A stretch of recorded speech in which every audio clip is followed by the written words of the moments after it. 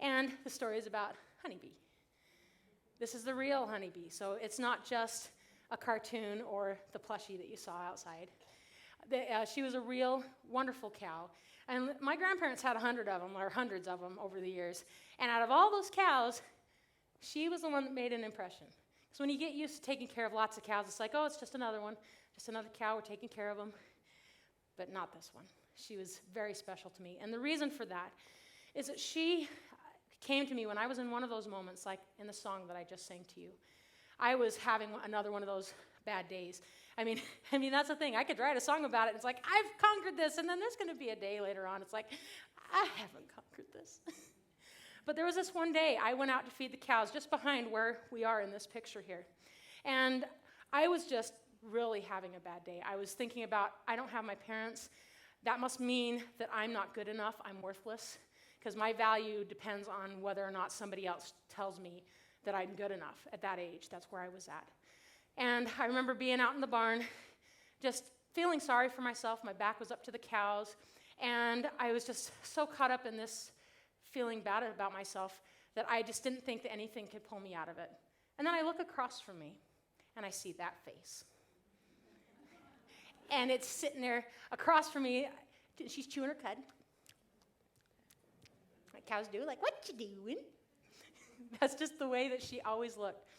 And by the way, I need to explain what the place is that we are. It's just kind of picture a hay island surrounded by poo and cows.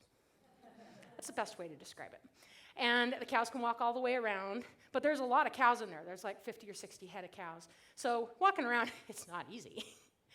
But anyway, so Honeybee was across this island for me, and she was sitting there eating hay, and I'm like, she's just a cow. She doesn't get it. She doesn't get this.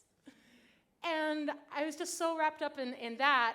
Later on, I looked back to where she was. I'm like, and she was gone. I'm like, see, even the cow leaves me. I was just so wrapped up in this. And then a few minutes later, something bumped me in the back. I'm like, what? And I looked behind me, and there was Honeybee. She had everything the cow could possibly want over there.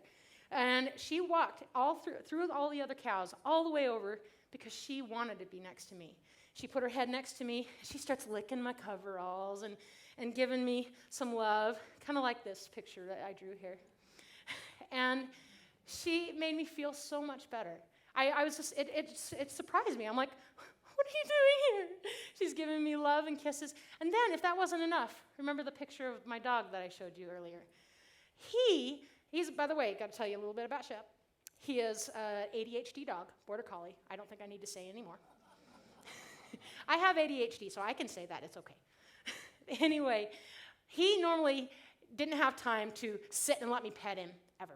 It's like, he'd come over and I'd say, hi, Shep. And he's like, gotta chase a rock. Just gotta pack a stick. Gotta chase my tail or something, That was my dog.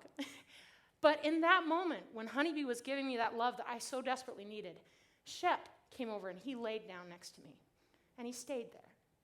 And let me pet him. And I had Honeybee on my right and Shep on my left. And I'm like, well, I may not feel like the world the world to the people I wish I meant the world to.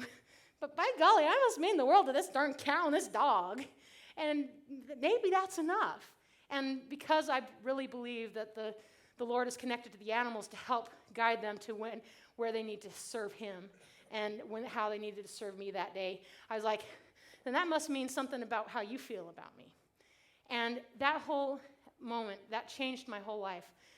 I went from feeling like I'm always falling behind, I'm never going to be able to catch up, to thinking that even if I don't catch up, I have what it takes to be good enough, and I'm going to work hard for myself.